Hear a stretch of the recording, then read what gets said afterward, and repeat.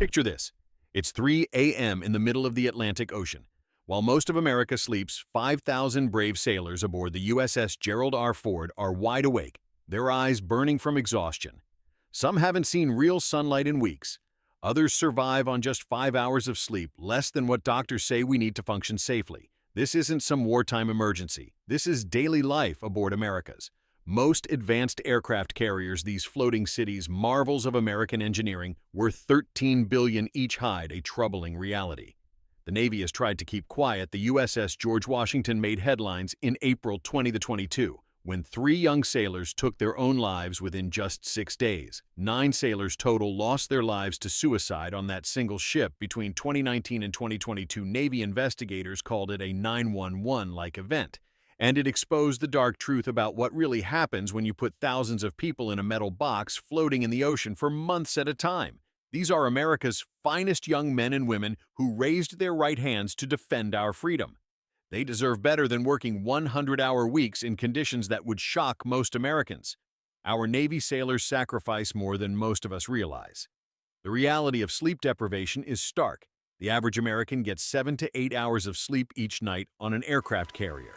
Sailors are lucky to get 5 hours and 15 minutes. That's not even close to what the human body needs to function properly. A 2024 Navy sleep study of 669 watchstanders found 68% were sleeping less than 7 hours per day. Nearly 1/3 of aircraft carrier sailors reported being so tired during the day they could barely keep their eyes open. Navy studies show that after prolonged periods without sleep, sailor performance drops to levels similar to being drunk. Imagine trying to land a 60,000-pound fighter jet on a moving deck while feeling like you've had too many beers. Galley workers who prepare thousands of meals every day work an average of 12.8 hours daily while getting just 6.6 hours of sleep. That means they're awake for nearly 18 hours straight, day after day, for decades. The Navy used something called 5 and dimes. 5 hours on duty, 10 hours off. Sounds reasonable until you realize those 10 hours off include eating, personal hygiene, maintenance duties, training, and trying to sleep. Master Chief Petty Officer Russell Smith, addressing the crew of the George Washington in April 2022, acknowledged we failed to account for the true costs of this process on our sailors. Living in a floating city means 5,000 people share the same building. These ships are longer than the Empire State Building is tall, but when you pack that many people inside, space becomes precious. Enlisted sailors share sleeping quarters called berthing compartments with about 60 others. Your bedroom is a rack, a narrow bunk bed stacked 3 high with just enough room to roll over. You share this space with dozens of others. Privacy is non-existent. You might have a small locker for belongings and a curtain around your rack. If you're lucky, bathrooms called heads serve dozens of sailors. Showers are shared, quick, and often interrupted. Getting around means climbing steep stairs and squeezing through narrow corridors. Everything is painted navy gray, and artificial lighting replaces sunlight. For weeks, some sailors working deep in the ship's belly don't see natural light for their entire watch rotation. The USS Abraham Lincoln housed over 5,000 sailors and Marines. Like cramming a small town's population into a space smaller than most shopping malls, every inch serves a purpose. There's no wasted space for comfort, but our sailors adapt. They create communities in tight spaces. They look out for each other. Recent improvements show the Navy is listening.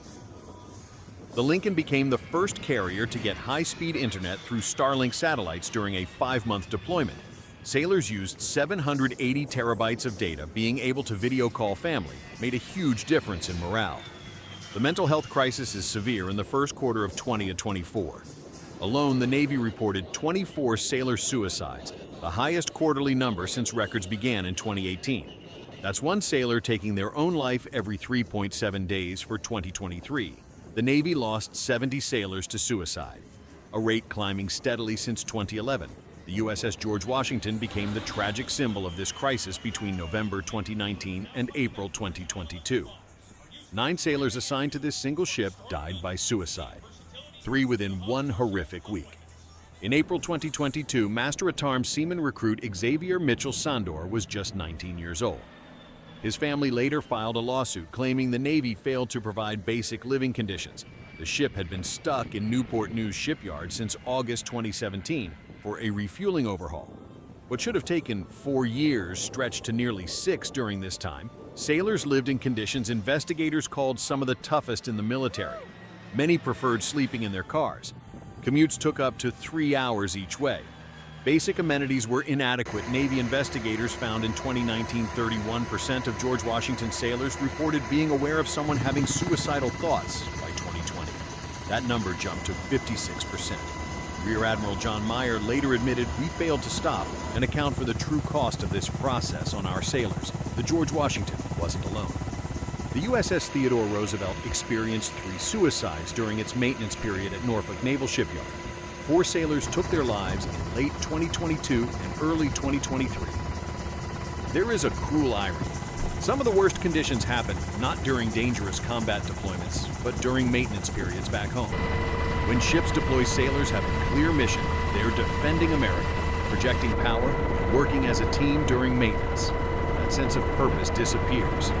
Sailors spend years dealing with contractors, noise dust, and constant frustration.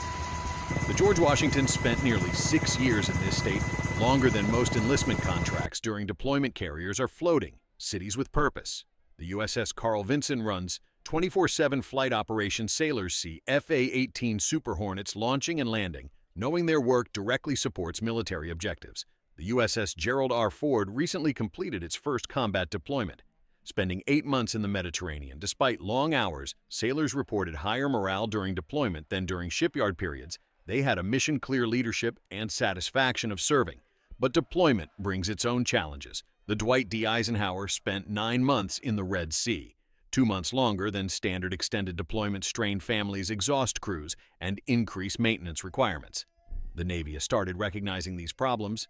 New sleep regulations require ships to give sailors at least 7.5 hours of rest, with 6 hours uninterrupted. Ships like the USS Gravely implemented protected sleep hours from dinner until 9 a.m., with strict limits on meetings and announcements. Captain Kevin White, who led internet connectivity improvements on the Abraham Lincoln, saw firsthand how better communication with home improves sailor welfare. When sailors can video call their families, see newborn children, and stay connected to support networks, it makes all the difference. Behind every statistic is a human story. Take electrician's mate, Petty Officer Michael Sparta, who served aboard the USS George H.W. Bush. He spent 5 years away from family and friends, living in conditions most Americans couldn't imagine. These sailors are patriots who chose one of the most demanding careers possible.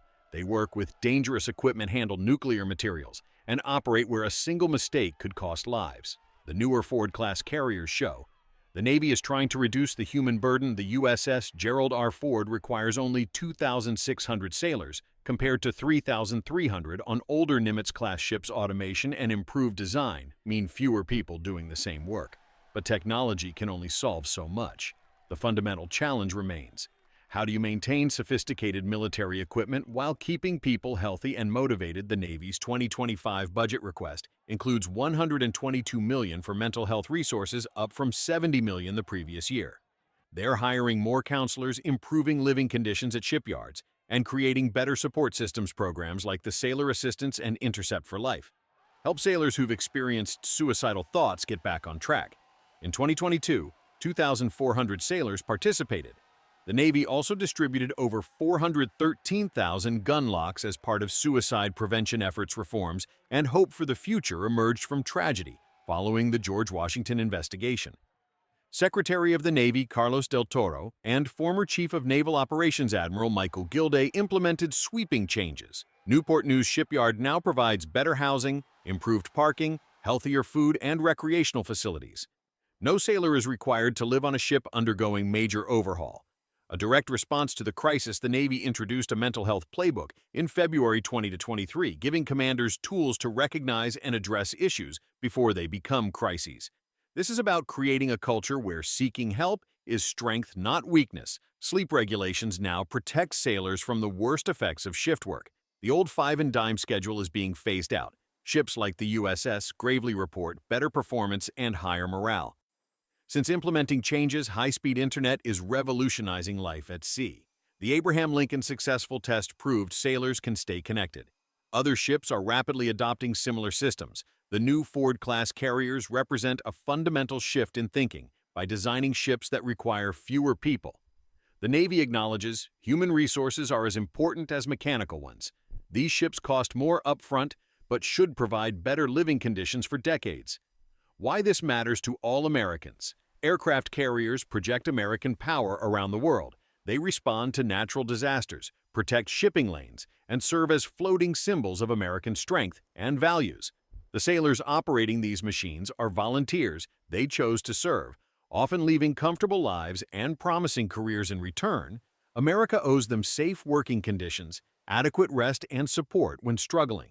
The challenges facing carrier sailors reflect broader issues in American society. Mental health, work-life balance, and the human cost of high-stress careers affect millions. When we invest in better conditions for sailors, we're investing in national security. A well-rested, mentally healthy crew operates more safely and effectively than one pushed to the breaking point. Recent improvements show what's possible when leadership takes these issues seriously. Better internet connectivity, improved sleep schedules, and enhanced mental health support make real differences in sailors' lives. The dark truth about aircraft carrier life isn't that our sailors are weak. It's that we've asked incredible things of incredible people, while sometimes forgetting they're human beings with human needs. These men and women defend our freedom every day, often at tremendous personal cost. They deserve our respect, our support, and our commitment to providing the best possible conditions for their service. The Navy is making progress, but there's still work to do. As Americans, we can support these efforts by staying informed, supporting veteran organizations, and remembering that behind every ship, plane, and weapon system are real people making real sacrifices for our country.